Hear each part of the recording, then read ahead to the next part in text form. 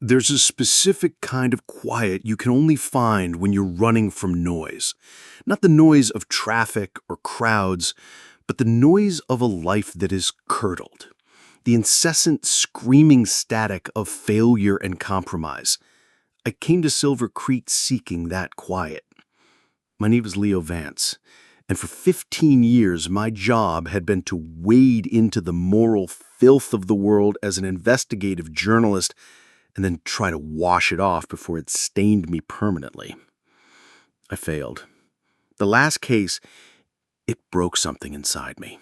So I cashed out, cut ties, and drove until the skyscrapers were just a bad memory in my rearview mirror. Silver Creek was my destination, a picture postcard town nestled in a valley promising tranquility in its whispering pines and the gentle murmur of its namesake creek. It was a place to heal, a place to finally write the novel I'd been promising myself for a decade. The house I rented was perfect, secluded at the end of a long gravel road, smelling of old wood and forgotten memories. The town itself was idyllic, almost aggressively so. People smiled, they waved. It was unnerving.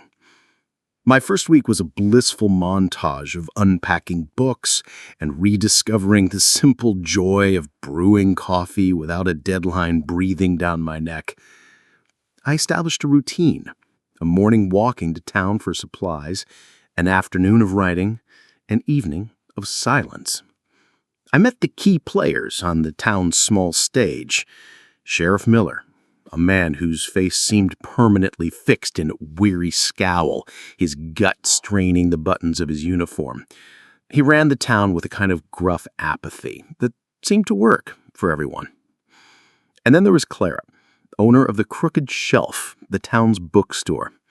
She was sharp, with eyes that saw a little too much and a smile that was genuine, unlike most of the others. It was in her shop, surrounded by the comforting scent of aging paper, that I first heard about the Sorrow Bell. "It's the town's ghost story," she said, leaning against a counter piled high with books. "The big bell in the old church up on the hill. Legend says it only rings on its own when someone is about to die. A bad death."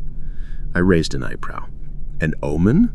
She laughed, a dry, rustling sound. "That's what the old-timers say. Most of us just think it's the wind or the old mechanism sticking. It's a good story to spook the summer tourists with, anyway." The conversation stuck with me. Later that day, my walk took me past the church. It was a beautiful stone and timber structure, crowned with a steeple that pierced the crisp blue sky. On impulse, I went inside. The air was cool and still. "Can I help you, son?" The voice was soft, papery. An old man emerged from the shadows near the altar. He was frail, with thin white hair and eyes clouded with age, but they held a serene, unnerving clarity. He introduced himself as Elias Thorne, the church sexton, the town historian, its keeper. He was happy to show me the bell, leading me up a narrow, winding staircase into the belfry. It was massive, a giant of cast bronze, dark with age, hanging in a pregnant silence. "Cast in 1878, Elias said, his hand stroking the cold metal as if it were a beloved pet. "By a man named Alistair Finch. A brilliant man. He believed certain tones, certain resonances could bring about a sense of harmony." He looked at me, his gaze intense. "This town values its harmony, Mr. Vance. It's a fragile thing." There was something in his voice, a strange, almost religious fervor. I brushed it off as the eccentricity of an old man devoted to his town's history. I was wrong. So profoundly, devastatingly wrong. A few nights later, I was at my desk, the words from my novel finally starting to flow.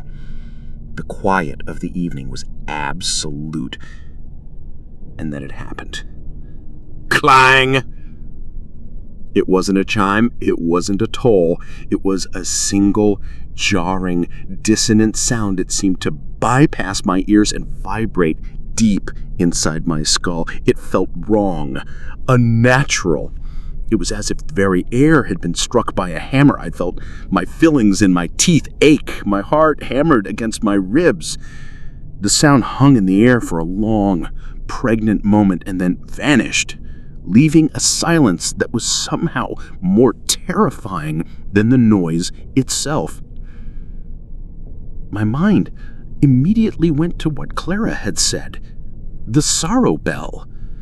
I tried to rationalize it. An earthquake? A tremor? The old mechanism finally giving way, but the sound, it felt intentional, malicious. The next morning, the town's fragile harmony was shattered. Red and blue lights flashed silently near the center of town. I walked down to see a small crowd gathered near the feed and grain store. Sheriff Miller was there, his face grimmer than usual. Clara found me at the edge of the police tape. Her face was pale. "It's Mr. Gable," she whispered, her voice tight. They're saying he had an accident with a wood chipper." A wave of cold dread washed over me. The bell. The accident. It was too perfect. I watched the townsfolk. They were murmuring, shaking their heads, but underneath the public display of shock, I saw something else. A flicker of nervous recognition in their eyes, a shared, unspoken understanding. They knew. They all knew. And they were all pretending they didn't. The journalist in me, the part I had tried so hard to bury, clawed its way back to the surface. I couldn't let it go. I started with Sheriff Miller. I found him at the diner nursing a cup of coffee. I asked him point blank if he thought there was a connection between the bell ringing and Gable's death. His eyes narrowed. He put his mug down with a heavy thud. "Listen, Vance," he said, his voice low and hard. "You're a city boy. You don't understand how things work here. We don't stir up trouble. We don't go chasing ghosts. It was an accident. Case closed. Leave it alone." It was a wall I encountered everywhere I went. The friendly smiles of the townsfolk had vanished, replaced with guarded, suspicious stares. I was an outsider, and I was asking the wrong questions. My only potential ally was Elias Thorne. I went back to the church, hoping the town historian could shed some light on the legend. He greeted me with that same placid smile. "Ah, Mr. Vance, troubled by our little folktale, are we?" I told him what I suspected. He feigned a sad, sympathetic nod. "The history of this town is filled with tragedy," he said, his voice a soothing balm. "People look for patterns where there are none. Alistair Finch, the man who cast the bell, he was a troubled soul, dabbling in acoustics, yes, but also other, darker arts. He guided my research, providing me with old, leather-bound journals and town records. He pointed me towards stories of occult rituals and local curses. He was building a narrative for me, a supernatural fantasy to explain away a concrete horror. He was trying to lead me down a rabbit hole, and like a fool, I almost went. But I'm a journalist. I look for facts, not ghosts. I spent days in the town archives cross-referencing Elias's curated history with official records, and I found the real pattern. It was chillingly clear. 1954, the bell rings. The next day, a vocal opponent of a new dam project slips and falls from a cliff. 1978, the bell rings. An auditor from the state investigating the town's finances dies in a hunting accident. 2003, the bell rings. A young woman who was threatening to expose the mayor's affair dies in a single car crash on a clear night. The bell wasn't random. It wasn't an omen. It was targeted. It was a problem solver. The night the bell rang, I had been recording the ambient sounds of the forest for my novel. On a hunch, I isolated the audio file from that night. The single dissonant clang was there, a sharp spike on the waveform. My past life had given me some skills. I ran the audio through a sophisticated analysis program on my laptop, a relic from my investigative days. I filtered out the audible frequencies, peeling them away layer by layer, and then I saw it. Beneath the sound I could hear, there was another sound, a powerful, low-frequency wave, infrasound. It was complex, with a shifting rhythmic pulse. It wasn't a random byproduct of the chime. It was structured, engineered.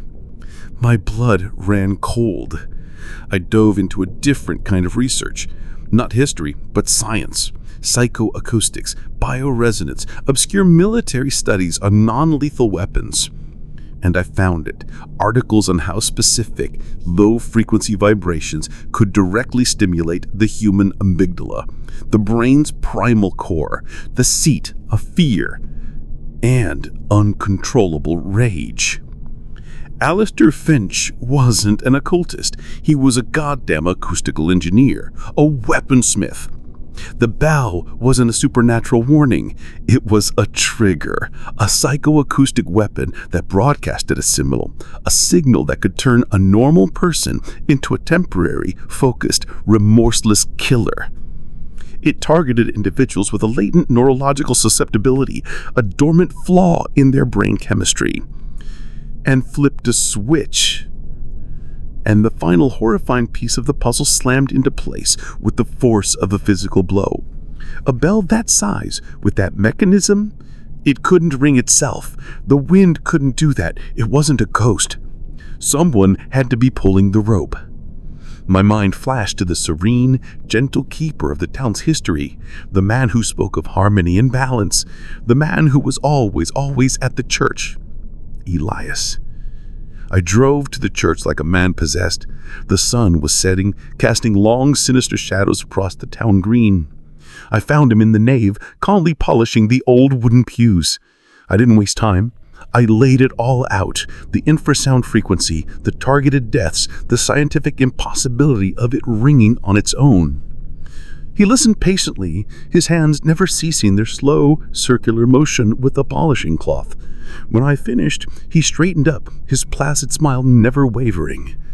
It was the most terrifying thing I had ever seen. "You are a clever man, Mr. Vance, much cleverer than the others." He admitted everything.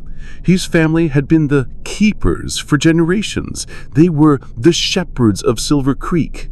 They maintained the town's perfect, placid harmony by pruning the weeds. A disruptive outsider, a troublesome voice, a prying journalist who asked too many questions. "The town was peaceful before you came," he said, taking a step towards me. His frailty was gone, replaced by an unholy certainty. "And it will be peaceful long after you are gone." I turned to leave, my mind screaming. I had to warn someone. I had to get out. But Elias wasn't finished. He walked calmly to a small, unassuming panel near the altar and pulled a heavy iron lever. A loud mechanical groan echoed from above, and then clang. The sound, this close, was a physical blow. It threw me off balance, my vision swimming. My skull felt like it was going to split open. Elias watched me, his expression one of serene satisfaction. He had just rung the bell. He had just activated a killer. And as I stumbled out of the church into the twilight, a wave of pure, ice-cold terror washed over me. I knew, with an absolute and unshakable certainty, who the target was. Me. I ran. I didn't know where at first, just away. Away from the church, away from Elias. My house. I had to get to my house. It was my only fortress. The drive back was a blur of adrenaline and paranoia. Every pair of headlights felt like a threat. Every shadow on the road looked like a figure waiting for me. Who was it? Who had he activated?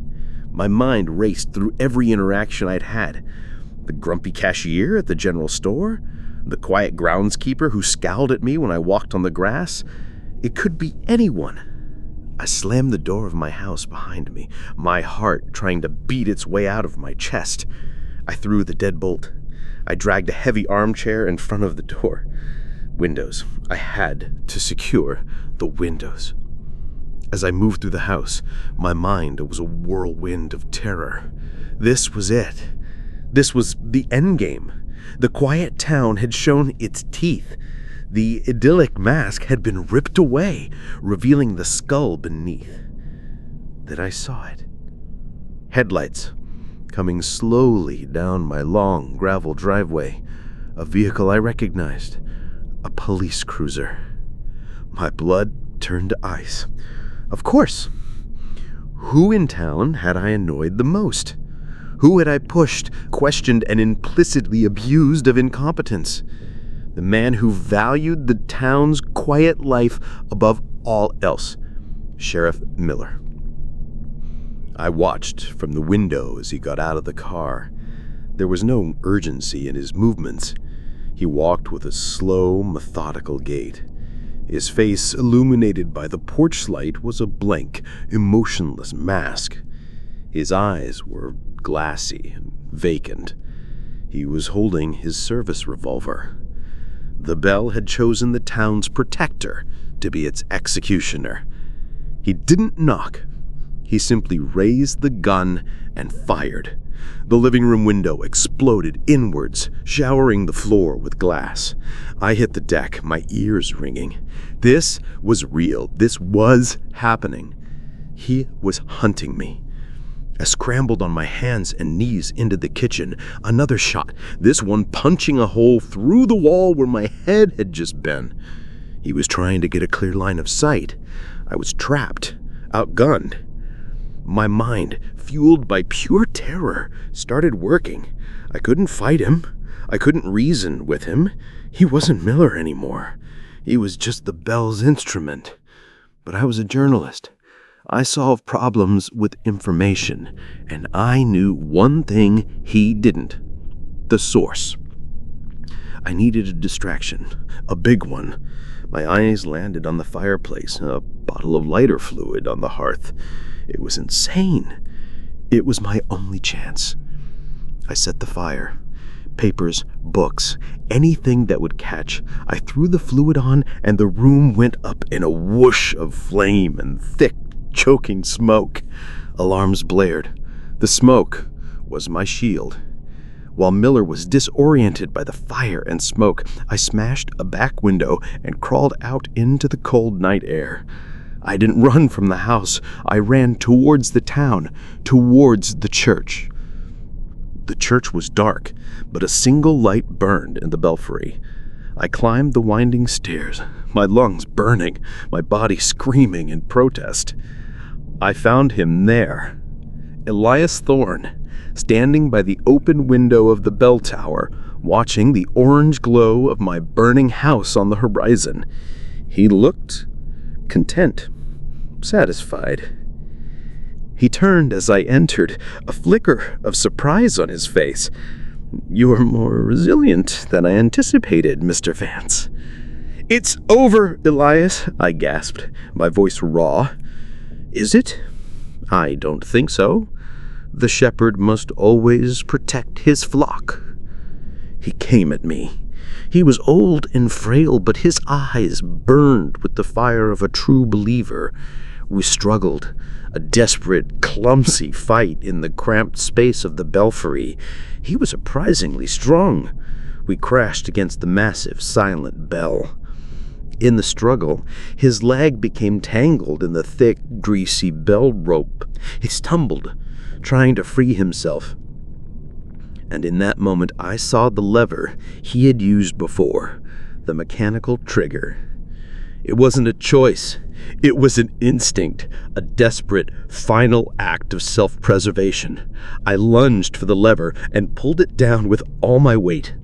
The mechanism groaned. The massive bell swung. Elias Thorne didn't even have time to scream. The sound was the last thing he ever heard. And down the hill, at the edge of the woods, the psychic signal that had gripped Sheriff Miller's mind shattered. The connection broke. He collapsed to his knees, the revolver clattering to the ground, his eyes slowly regaining their focus as he stared in utter horror at the burning house he had just tried to turn into my tomb. Weeks later, the official story was a tragedy. Elias Thorne, a beloved town elder, had accidentally gotten tangled in the bell ropes during a storm, a freak accident. Sheriff Miller, suffering from what the town doctor called a stress-induced psychotic break, resigned and quietly left town, never speaking of that night. My house was a charred ruin, but I was alive. I'm packing my car now. The last of my salvageable books are in a box on the passenger seat. The novel I came here to write will never be finished. I have a different story to tell now, a story that no one will ever believe. I look up at the church steeple one last time. The bell is silent. It's just a piece of metal now, its shepherd gone. The town's terrible harmony is broken. But as I put the car in drive and pull away from Silver Creek, leaving the whispering pines and the idyllic facades behind me, I know the truth. I survived the toll, but I will carry the echo of it forever. The silence the bell leaves behind is a fragile thing, and it is so much more terrifying than the noise.